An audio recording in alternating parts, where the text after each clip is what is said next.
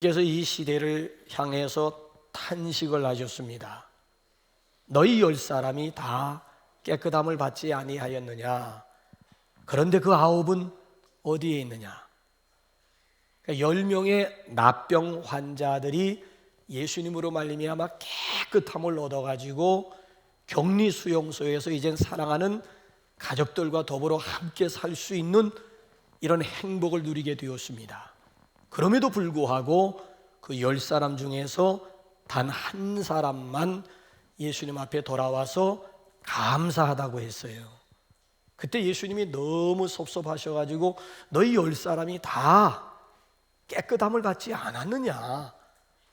그런데 그 9은 어디에 있느냐?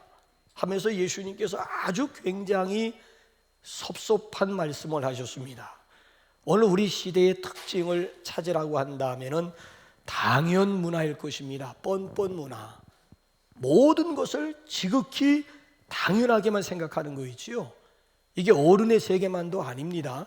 어느 유치원에서 선생님이 아이들에게 어른이 사과를 주었을 때 5글자로 뭐라고 해야 할까요? 라고 물었더니만 아이들이 5글자로 감사합니다, 고맙습니다. 근데 어떤 아이가 전혀 엉뚱하게 깎아주세요. 그러니까 선생님이 살짝 당황을 해가지고 그 아이를 향해서 다시 물었습니다. 또 다른 말이 없을까? 깎아주세요 말고 또 다른 말이 없을까? 라고 물었더니만 이 아이가 뭘 이런 걸 다 라고 대답을 했어요. 선생님이 굉장히 당황합니다. 그래서 그 아이를 위해서 또 다른 질문을 하나 마련했습니다. 내가 남의 발을 밟았을 때 5글자로 뭐라고 해야 할까요? 그랬더니 다른 아이들은 죄송합니다, 미안합니다. 근데 그 아이가 뭐라고 대답을 했는가 하면 이 일을 우째 라고 하면서 전혀 엉뚱하게 대답을 한 거예요. 자, 이제 그 다음 날에는 부모님의 사랑에 대해서 배우는 시간이 되었습니다.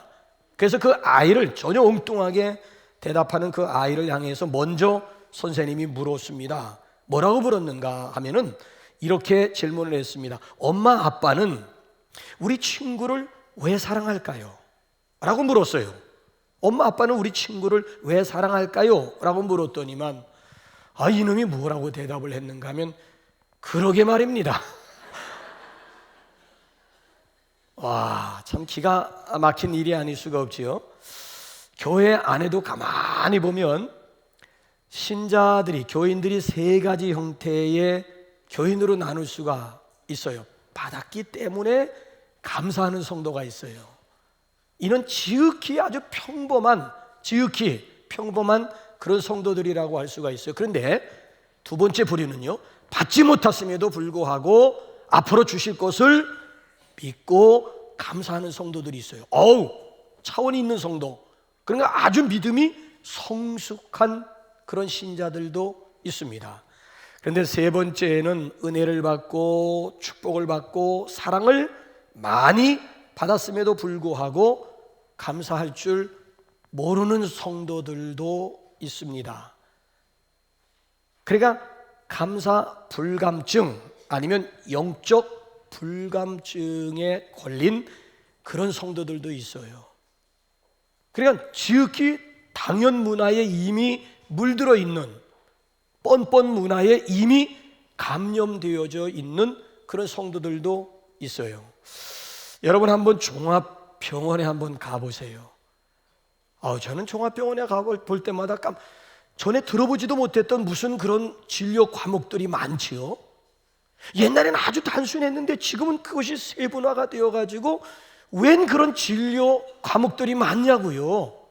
그리고 그 진료 과목들 그 앞에 보게 되면 아주 환자들로 꽉꽉 차 있습니다. 여러분 어떻습니까?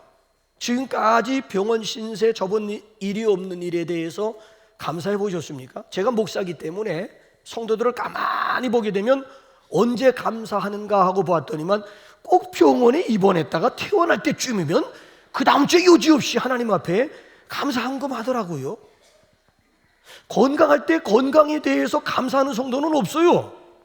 그냥 꼭 무슨 일이 있어가지고 병원 신세 한번 지고 나서 그 다음에 이제 깨닫고 하나님 앞에 감사하는 성도들은 꽤 있더라고요. 그리고 여러분, 건강한 것이 당연하다고 생각하세요? 여러분들이 여러분 스스로 오늘 이 자리에 걸어 나오셨음을 당연하게 생각하느냐고요? 당연한 거 아니에요. 생각해 보면 이건 기적이 아닐 수가 없는 거예요. 정범진이라고 하는 우리 사람은 교통사고로 인해 가지고 평생을 완전 전신 마비로 살아야 되는 불행한 사람 중에 불행한 사람이었습니다. 그런데 이 정범진 씨가 얼마나 각고의 노력 끝에 결국 미국 브루클린 검찰청의 부장검사까지 되었어요. 그 난관을 딛고 결국 브루클린 검찰청의 부장검사가 된 거예요. 이 양반이 책을 하나 썼는데 그 책의 내용 가운데 보면 단 하루만 걸을 수 있다면, 내가 단 하루만 걸을 수 있다면 내가 가장 하고 싶은 일은 내 발로 화장실에 걸어 들어가서 변기 앞에서 시원하게 오줌 한번 싸는 것이 내 한 가지 소원이다라고 얘기를 했어요. 여러분들 소변 볼 때마다 감사하신 분들이 있습니까? 당연하게 생각하지요. 변기에 앉아서 변기에 서서 소변 보고 일 보는 거, 이건 지극히 아니라니까요. 당연한 게 아니에요. 지금 어느 누군가는 평생 소원 하나가 내 발로 화장실에 걸어 들어. 왜? 이분은 전신 불수기 때문에 화장실에 들어가서 일을 하나 보기 위해서는 2시간 동안이나 사투를 벌였다는 거예요. 2시간 동안이나. 소변 한 번 보는데 2시간 걸리고 대변 한 번 보는데 2시간 동안이나 사투를 벌인 사람의 입에서 나오는 단 한 가지, 걸을 수만 있다면, 하루 걸을 수만 있다면 다른 거 필요 없다는 거예요. 화장실에 들어가서 시원스럽게 소변 한 번 보는 것이 내 소원이라고 이야기를 한 거예요. 우리 교회의 시무장로였다가 제주도로 가신 이춘식 장로님께서 폐 수술을 하셨다고 해서 제가 달려갔던 일이 있습니다. 달려갔더니만 그 장로님께서 저를 보자마자 무슨 말씀을 하시는가 하면, 목사님, 저는 70여 년 동안 처음으로 가래에 대한 고마움을 체험을 했습니다. 무슨 얘기냐고 그랬더니만, 폐수술을 한 사람들은 수술 후에 가래가 나와야 비로소 물을 마실 수가 있다는. 근데 이 가래, 평상시에는 잘도 나오던 가래가 나오질 않아가지고 굉장히 애를 쓰셨다는 거예요. 그러면서 와우, 이 가래가 이렇게 고마울 줄이야. 아마 모르긴 해도 지금도 아마 그 장로님은 가래를 베풀 때마다 오 주여 감사합니다, 아마 가래를 뱉을 때마다 그때 그 순간을 아마 잊을 수가 없을 것 같아요. 이 내과 계통의 이 수술을 받게 되면요, 수술 후에는 반드시 뭐가 나와야 물을 마시고 음식을 먹을 수 있는 줄 아십니까? 방귀가 나와야 돼. 방귀가. 나는 참 별 신방을 다 했는데, 원주에 있을 때는 목장을 하는데 소가 새끼를 낳아야 되는데 새끼가 나오려고 하다가 걸렸다는 거야. 새벽 끝에 2시에 전화를 내가지고 목사님 신방 와달라는 거야. 새벽에 그냥 잠자다가 불이 나게 그냥 오토바이 타고 올라가가지고 소 엉덩이에다가 소를 얹고 기도를 했대. 안수 기도를, 손 얹고 안찰 기도를 했다니까요. 심지어 우리 성도들 가운데 어떤 분은 목사님 빨리 신방 좀 와주세요. 갔더니만 방귀가 안 나온다는 거야. 수술을 했는데 며칠이 지나도 방귀가 안 나와가지고 이분은 속된 말로 똥줄이 탄 거예요. 왜냐면 수술했으면 방귀가 나와야 이제 물도 마시고 음식도 먹을 수가 있는데, 수술은 했는데 방귀가 안 나오는 거야. 그래서 방귀 나오도록 기도해달라. 다행히 그래도 기도해가지고 방귀가 나왔으니까 이런 얘기하지.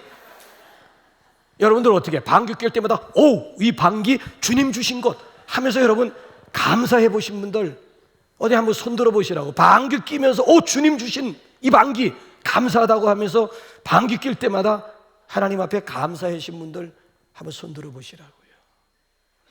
우리가 소변을 보던 가래를 뱉던 아니면 방귀를 끼든지 간에 다 당연하게만 생각하지.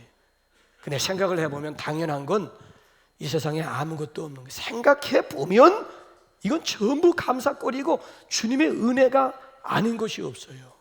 두 아이가 포도를 먹을 때 한 아이가 와우, 이 포도 정말 달고 맛있지? 그랬더니 그 다른 녀석이 그렇긴 해, 하지만 씨가 너무 많아.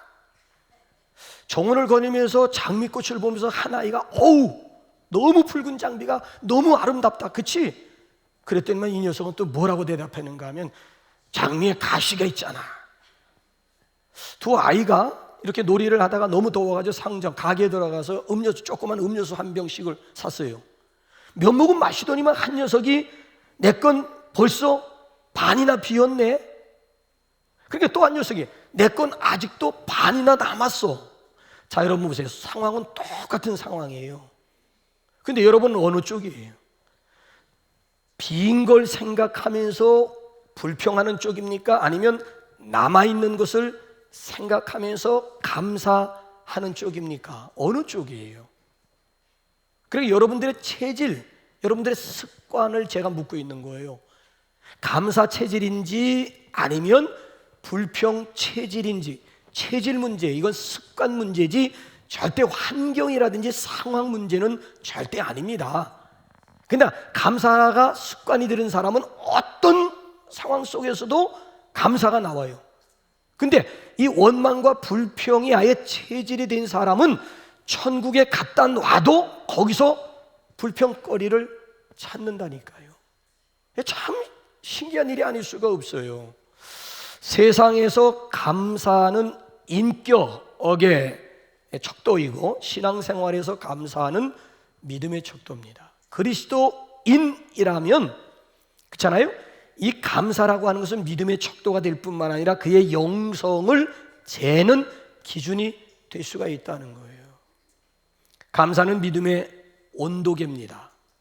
감사의 수은주가 올라가면 올라갈수록 그 사람의 믿음은 뜨거운 믿음이 되는 것이고, 감사의 수은주가 내려가면 내려갈수록 그 사람의 믿음의 온도는 떨어질 수밖에. 믿음의 온도가 떨어지게 되면 자연적으로 원망하면서 불평이 찾아올 수는 밖에 없어요. 근데 감사가 높아지면 그에 비례해가지고 믿음이 높아지게 되면 그에 비례해서 감사까지 높아지게 됩니다. 여기 화면을 보았더니만, 오늘 이렇게 아침에 나와서 이렇게 화면을 보았더니만 감사함을 넘치게 하라. 이게 골로새서 2장 7절에 나와 있는 말씀. 믿음에 굳게 서서 감사함을 넘치게 하라. 그러니까 누가 감사할 수 있는가 하면 역시 믿음 있는 사람만이 감사함을 넘치게 할 수가 있다는 것입니다.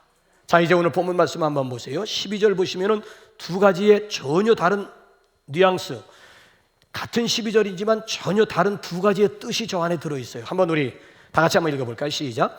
내게 주신 모든 은혜를 내가 무엇으로 보답할까? 자, 뉘앙스가 뭐예요? 보답할 수 없다는, 하나님의 은혜를 다 보답할 수 없다는 의미예요. 내게 주신 모든 은혜를 내가 여호와께 무엇으로 보답할까? 보답할 수 없다는 얘기예요. 아무리 하늘을 두루마리 삼고 바다를 먹물 삼아 감사를 표현한다고 하지만 어림도 없다라고 하는 뜻이에요. 그런가 하면은 또 한 가지 의미는, 전혀 반대의 의미는 뭔가 하면 무엇으로든지 은혜는 보답하겠다라고 하는 의지가 담겨 있는 말씀이에요. 무엇으로든지, 말로만이 아니라 구체적으로 행동으로 삶을 통해서 하나님이 내게 주신 은혜는 내가 반드시 보답하고야 말겠노라고 하는 다윗의 의지, 시인의 의지가 담겨져 있는 그런 내용의 말씀이에요. 다윗은요, 갚을 수 없는 하나님의 은혜라고 해서 포기하지 않았다는 얘기고요, 그렇다고 마음으로만 감사하겠다라고 하는 그런 얘기도 아니에요. 구체적으로 행동으로 내가 반드시 내게 주신 은혜에 대해서 하나님 앞에 보답하겠노라고 하는 의지야, 의지. 자, 그렇다고 한다면은 우리가 무엇으로 은혜를 보답할 수가 있고 어떻게 이 감사를 하나님 앞에 우리가 표현할 수가 있을까요? 첫째는요, 기도에 감사함으로 보답하십시다. 우리 빌립보서 4장 6절 한번 다 같이 한번 읽어볼까요? 시작. 아무것도 염려하지 말고 다만 모든 일에 기도와 간구로 너희 구할 것을 감사함으로 하나님께 아뢰라. 자, 오늘 여기 말씀을 보면 보세요. 하나님께서 성도들에게 염려, 근심, 걱정에 대해서 내린 처방전이 뭐예요? 다만, 오직 기도라는 처방을 내려요.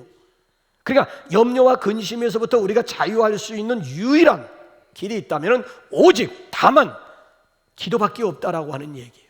기도할 수 있는데 왜 걱정하십니까? 아니, 기도라고 하는 강력한 무기가 우리에게 있는데 하늘 아버지를 향해서 얼마든지 구할 수 있는 이런 엄청난 특권이 있는데 뭘 걱정하느냐는 거예요. 아니, 예수님은 신약에서 너무 답답하셔가지고 구하라, 찾으라, 두드리라. 구하는 이마다 얻을 것이요, 찾는 이가 찾을 것이요, 두드리는 이에게 열릴 것이니라. 아니, 이것처럼 확실한 약속이 어디 있어요? 구하라, 찾아라, 두드리라고 하는 것은 다 똑같아. 기도하라고 하는 뜻 아니겠어요? 그러니까 우리에게 있는 강력한 하늘 아버지를 향해 가지고 당당하게 구할 수 있는 이런 엄청난 특권이 있는데, 아니, 기도라고 하는 무기는 사용할 생각하지 않고 어째서 염려부터 하고 있느냐라고 하는 도전이지요. 현재 세계 인구가 77억입니다. 얼마 전까지만 해도 75억인데 엊그제 보니까 77억이 훨씬 넘었어요. 자, 세계 77억의 인구 가운데서 저와 여러분들을 하나님께서 선택하시고 이 자리로 불러주신 목적이 뭐라고 생각하세요? 우리 주님께서 뭐라고 말씀하셨는지 한번 요한복음 15장 16절 다 읽어볼까요? 시작. 너희가 나를 택한 것이 아니요 내가 너희를 택하여 세웠나니 이는 너희로 가서 열매를 맺게 하고 또 너희 열매가 항상 있게 하여 내 이름으로 아버지께 무엇을 구하든지 다 받게 하려 함이라. 자, 우리를 하나님께서 선택하시고 불러주신 첫 번째 목적이 뭐예요? 열매 맺는 인생, 열매 맺는 삶을 살도록 하기 위함이고, 또 한 가지는 뭐예요? 내 이름으로 아버지 하나님께 무엇을 구하든지 다 받게 하려 함이라. 와우! 그러니까 우리로 하여금 열매와 기도 응답을 위해서 저와 여러분들을 불러주셨다는 거예요. 응답받는 기도의 비결이 뭐예요? 필리포서 4장 6절 보게 되면 너희 구할 것을 감사함으로 하나님께 아뢰라. 하나님께서는 감사 기도를 기뻐하십니다. 얼마든지 우리가 기도 가운데 감사 기도를 통해서 하나님의 은혜를 보답해 드릴 수 있다는 거예요. 너무 구체적이에요. 자, 두 번째는 찬양에 감사함으로 보답하십시다. 자, 우리 지난 주간에 샌드위치 15절부터 17절 가운데 15절 17절 생각하고 이번에 골로새서 3장 16절 샌드위치 속에 들어가 있는 본문 한번 보세요. 시작. 그리스도의 말씀이 너희 속에 풍성히 거하여 모든 지혜로 피차 가르치며 권면하고 시와 찬송과 신령한 노래를 부르며 감사하는 마음으로 하나님을 어떻게 하나님을 찬양하고 감사하는 마음으로 하나님을 그러니까 찬송이야말로 우리의 감사를 하나님 앞에 표현할 수 있는 최고의 방법이라는 거예요. 그래서 우리 그리스도인들은 결혼식장에 가서도 찬송 부르고 장례식 집에 가서도 찬송 부르고 교회에서도 찬송 부르고 집에서도 찬송 부르고 세일 모임 하면서도 찬송을 부르는 이유가 뭐예요? 찬송이야말로 하나님의 은혜를 보답할 수 있는 최고의 지름길이 된다고 믿기 때문에 그래서 우리가 하나님 앞에 찬송 부르는 것 아니겠습니까? 신구약에 나와 있는 인물들이 2930명인데 그 2930명 가운데 가장 찬양의 대표적인 사람을 꼽으라고 한다면 누구일 것 같아요? 다윗이지요. 다윗. 왜? 시편 150편 거의 다윗이 다 영감받아서 하나님을 찬양한 내용들이니까. 자, 이 다윗의 기본 원칙이 있어요. 역대상 29장 17절 또 한번 읽어볼까요? 시작. 우리 하나님이요 이제 우리가 주께 감사하오며 주의 영화로운 이름을 찬양하나이다. 자, 내가 주께 감사하며 찬양하나이다. 찬양도 그냥 찬양이 아니라 감사 찬양으로 하나님을 영화롭게 해드리겠다는 거예요. 그래서 오늘도 우리가 예배당에 나올 때에 성전에 나올 때 어떤 마음 어떤 자세 가지고 나와야 되는가 하면 이런 자세여야만 됩니다. 시편 100편 4절 시작. 감사함으로 그의 문에 들어가며 찬송함으로 그의 궁정에 들어가서 그에게 감사하며 그 이름을 찬송할지어다. 송축이라고 하는 건 찬송이라고 하는 뜻이에요. 그러니까 우리가 하나님 앞에 나올 땐 어떤 마음 어떤 자세로 나와야 된다고요? 감사함으로 찬송함으로 나와야 할 줄로 믿습니다. 여러분, 하나님께서 가장 기뻐하시는 일이 찬송이에요. 찬송. 왜 그런 줄 아세요? 이유가 있어요. 이사야 43장 21절 또 한번 읽어보세요. 시작. 이 백성은 내가 나를 위하여 지었나니 나를 찬송하게 하려 함이니라. 하나님께서 우리 인간을 당신의 형상대로 지음 받으신 목적은 그 인간들로 하여금 찬송받도록 하기 위해서 우리를 지었다는 거예요. 여러분, 찬송이 뭐지요? 찬양이 뭐지요?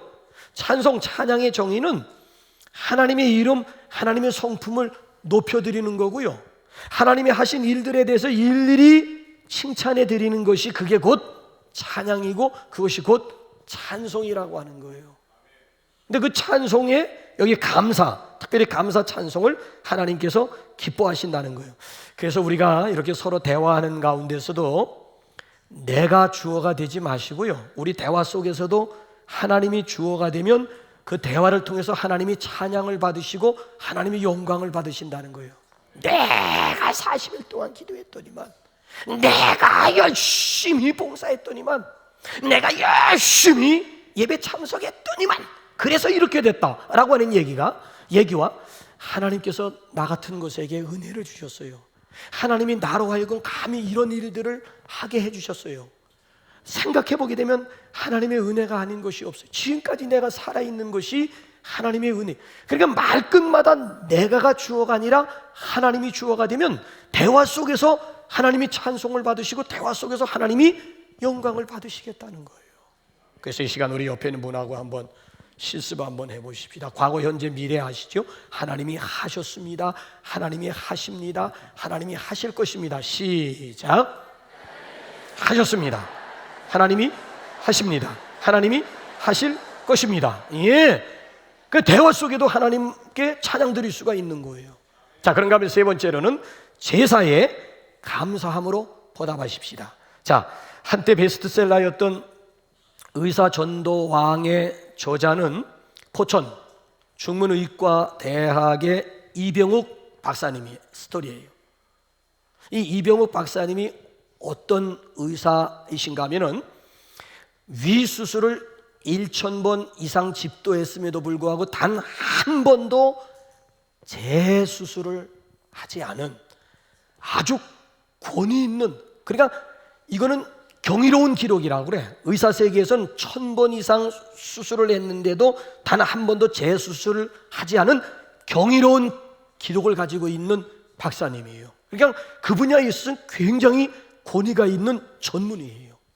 이 이병옥 박사님이 예수 믿기 전에는 자신의 직업을 3D로 분류를 하면서 궁시렁거렸다는 거예요. 또 수술이야? 어떤 수술이야? 이번엔 어떤 수술이야? 아주 수술하는 게 지겨울 정도였다는 거예요. 3D 자신의 직업을 3D 중에 하나로 생각한 거예요. 3D가 여러분, 오늘도 3D들은 다 기피하고 해외 근로자들이 와서 3D 일들을 다 지금 하고 있잖아요. 그 3D가 뭐예요? 첫째가 difficulty, 힘들고 어렵다는 거고요. 두 번째는 뭐예요? dirty, 좀 더럽게 여겨지는 거고요. 그 다음 세 번째가 dangerous, 위험한 일들은 우리나라 사람들이 안 해요. 전부 외국인들, 필리핀이라든지 저기 그렇잖아요. 이런 제3세계에 있는 사람들이 와서 3D 업종을 다 지금, 우리나라 사람들이 3D 업종에 몸담고 있는 사람들은 없어요. 이병옥 박사가 자기 자신의 직업을 3D로 분류하면서 궁시렁거렸다는 거예요. 근데 이 이병옥 박사님이 예수를 믿고 난 다음에는 가치관이 달라지게 되고 직업관이 완전히 바뀌게 되었다는 거예요. 그 전까지만 해도 행복이란 뭐냐? 돈 벌어가지고 큰 집 사고 큰 자동차 굴리면서 위세를 떠는 것이 이게 행복이요 성공이라고 생각했다는 거예요. 예수 믿으면서부터 생각 자체가 달라요. 행복이라고 하는 것은 하나님이 기뻐하는 삶을 사는 것이 진정한 행복이라고 하는 패러다임이 바뀌게 되었고, 완전히 감사 마인드, 감사 체질을 가지게 되었다는 거예요. 직업도 그전에는 3D라고 했는데 예수 믿고 난 다음에는 뉴 3D로 바뀌었다는 거예요. 뉴 3D. 뉴 3D가 뭐예요? 첫째가 드림, 두 번째가 다이내믹, 세 번째가 드라마틱. 내가 하고 있는 일은 이건 정말 꿈의 직업이고, 내가 지금 하고 있는 일은 다이내믹, 역동적인 직업이고, 내가 지금 하고 있는 일은 죽을 자를 수술해가지고 살려놓는 드라마틱한, 이건 극적인, 이건 직업이다. 이 생각과 가치관이 달라지면서부터 수술하는 것 자체가 즐거움이고 수술하는 것 자체가 기쁨이고 입만 열면 자신도 모르게 막 감사가 나오는데 아직까지 감사를 깨닫지 못하는 사람들만 보면 너무 답답해가지고 그분들을 향해가지고 복음을 증거하는 것이 자기의 주업이 되어버리고 의사 일이 하나의 부업이 되어버리고 말았다. 이런 그러니까 이건 가치관의 혁명이야. 이건 생각의 변화가 아니라 이건 혁명이라고 하는 표현을 그 정도로 달라진 거예요. 여러분, 매사가요 마음먹기에 달려있어요. 긍정적으로 생각을 하게 되면 얼마든지 그런 상황 속에서도 하나님 앞에 감사할 수가 있다라고 하는 거예요. 그래서 여기에 보면 다윗이라고 하는 사람이 오늘 12절에서는 자문을 해요. 자문. 내가 여호와께서 내게 주신 은혜를 내가 여호와께 무엇으로 보답할까? 스스로가 스스로에게 자문을 해요. 그러다가 이제 17절로 넘어가 보게 되면 그 자문이 결심과 결단으로 스스로가 자문했어요. 내게 주신 은혜를 내가 여호와께 무엇으로 보답할까? 스스로 자문을 했는데 17절에 가서 답을 찾았어요. 결단이 나와요. 자, 17절 한번 다 같이 한번 읽어볼까요? 시작. 내가 주께 감사제를 드리고 여호와의 이름을 부르리이다. 뭐라고 결단을 하게 돼요? 내가 하나님께 감사제사를 드리겠다. 감사제라고 하는 것은 이미 받은 하나님의 축복에 대해서 드리는 제사를 감사제사라고 하는 거예요. 여러분 한번 보시기 바랍니다. 제사에 있어서 가장 중요한 건 제물이 중요한 거예요. 제사, 예배에 있어서 중요한 것은 찬양과 경배라고 한다면 구약의 제사의 핵심, 제사의 중심은 제물입니다. 제물. 그래서 그 제물은 온전한 제물이어야 되고 흠없는 제물이어야만 했습니다. 자, 보세요. 왜 우리가 하나님 앞에 감사 제사며 감사 제물이어야만 됩니까? 시편 50편 23절에 그 해답이 있죠. 한번 보세요. 하나 건너뛰고 시작. 감사로 제사를 드리는 자가 나를 영화롭게 하나니 그의 행위를 옳게 하는 자에게 내가 하나님의 구원을 보이리라. 감사. 그러니까 하나님을 가장 영화롭게 해드리는 것이 감사 제사라는 거예요. 그러니까 오늘도 우리가 예배를 드릴 때 감사함으로, 제사를 드릴 때 감사함으로 제사를 드리면 하나님이 영광을 받으시고 우리에게는 하나님이 큰 구원을 선물로 주신다는 얘기예요. 자, 보세요. 똑같은 행위 속에 하나님이 영광을 받으시고 예배, 감사 제사를 드리는 우리에게는 큰 구원을 선물로 주신다는 거예요. 이걸 일거양득이라고 얘기하고 일석이조라고 얘기를 하고 시체말로는 누이 좋고 매부 좋고 꼭 먹고 알 먹고 임도 보고 뽕도 타고 도랑치고 가재 잡고 수영하고 때 뱉기고 그 다음에 마당 쓸고 동전 주문다고 얘기를 하는 거지요. 그리고 얼마든지 제사에 감사함으로 하나님께 보답할 수가 있고요. 마지막 네 번째로는 범사에 감사함으로 보답하십시다. 에베소서 5장 20절 보면 부사가 반복되는데 똑같은 얘기예요. 시작. 범사에 우리 주 예수 그리스도의 이름으로 항상 아버지 하나님께, 범사나 항상이나 똑같은 얘기예요. 범사라고 하는 것은 영어 성경을 보게 되면 everythings라고도 얘기를 하고 또 all circumstance로 번역을 했어요. everythings, 모든 일 가운데 감사. every circumstance는 뭐예요? 모든 환경, 어떤 환경 속에서도 하나님 앞에 감사하는 것을 하나님이 기뻐하신다는 거예요. 그러니까 일이 잘 되어서 감사하는 것도 하나님이 기뻐하시면 반대로 일이 내 뜻대로 안 되었을 때에도 합력하여 선을 이루게 해주실 하나님을 믿고 감사하는 것을 하나님께서 기뻐하신다는 거예요. 왜 그런 줄 아세요? 자, 우리 한번 데살로니가전서 5장 18절 한번 다 같이 한번 볼까요? 시작. 범사에 감사라. 이것이 그리스도의 예수 안에서 너희를 향하신 하나님의, 범사 감사는 하나님의 뜻이라고 하는 거예요. 범사 감사는 하나님의 뜻이라는 거예요. 스코틀랜드 에든버러의 피테라고 하는 목사님인데 이 목사님은 특징이 뭔가 하면 설교하기 전에 반드시 기도를 하는데 그 기도는 그 주간에 있었던 일들 가지고 감사기도 한마디 하고 그리고 이제 설교를 하시는 목사님으로 유명해요. 근데 그 주간에 폭설이 내려가지고 교인들의 발이 묶였어요. 그래가지고 아무도 교회 나오지 못하고 어마어마한 외국에서 여러분 눈이 오게 되면 막 자동차들이 다 묻힐 정도로, 그래가지고 교회하고 붙어 있는 몇몇 교인들만 예배에 참석하고 교회 예배당이 텅 비었어요. 그 몇몇 교회 참석한 교인들이 오늘 이제 우리 목사님 감사 못할 거다. 뭘 감사할 거야 이런 상황 속에서. 근데 웬걸 목사님이 이렇게 설교하러 올라가서 단 외마디 기도를, 항상 외마디 기도인데 뭐라고 기도했는가 하면, 오늘과 같은 이런 최악의 날씨를 1년 52주 동안 허락하지 아니하신 것 감사. 그러니까 이 감사하는 사람은 어디다 갖다 놔도 기어이 글쎄 감사한다니까. 근데 불평하는 사람들은 어디다 갖다 놔도 꼭 귀신같이 불평거리를 끄집어낸다니까. 참 기가 막힌 거예요. 이런 상황 속에서 무슨, 아니 예배당, 이렇게 큰 예배당에 몇몇 한 대여섯 명 앞에다 놓고 예배 드리면서 뭔 감사가 있겠다고. 그런데도 불구하고 이런 최악의 날씨가 이렇게 1년, 그렇잖아요, 52주 이어지지 않고 오늘만 있게 하시니 그것도 감사하다라고 하는 것 아니겠습니까?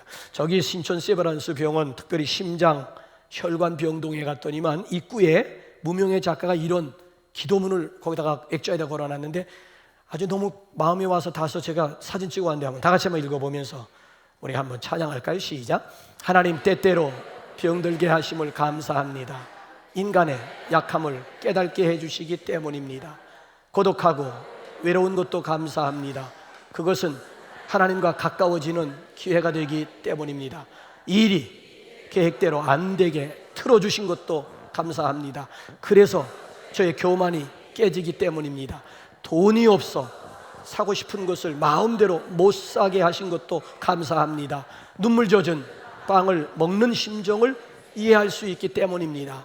자식들이 공부를 기대만큼 안 하고 아내가 미워지고 부모와 형제들이 짐스러워질 때도 감사합니다. 그래서 그들이 저의 우상이 되지 않기 때문입니다.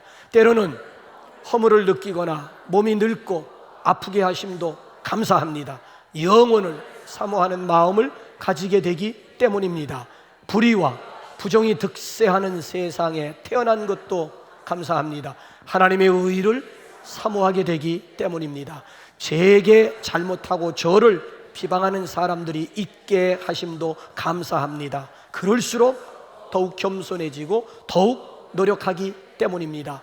오늘 밤 잠 못 이루고 뒤척이게 하신 것도 감사합니다. 그래서 병들고 고통받는 이웃들을 위해 기도할 수 있기 때문입니다. 하나님, 그럼에도 불구하고 모든 일에 감사할 수 있는 마음을 주심에 더욱 감사합니다. 이를 가리켜서 전천후 기도라고 그래. 범사 기도라고 해요. 절대 감사 기도라고 얘기를 하는, 이래도 감사하고 저래도 감사하고 그야말로 행복한 사람 아니겠습니까? 이 감사 지수가 높아지면 건강 지수나 행복 지수도 덩달아 높아진다고 하는 거예요. 오늘은 우리 기독교의 3대 명절 중에 하나인 추수감사 주일이면서 우리 교회는 더욱 뜻이 있는 것이 VIP 환영 주일이에요. 겹경사가 있는 주일이에요. 오늘 10분이 우리 교회에 처음 이렇게 오셨는데 정말 주님의 이름으로 환영하면서 축복하고요. 이제 원하는 길은 우리 남북, 우리 교회 때문에, 특별히 예수님 때문에 감사거리가 많아지고 행복한 인생이 될 수 있기를 주님의 이름으로 축복합니다. 이 시간 우리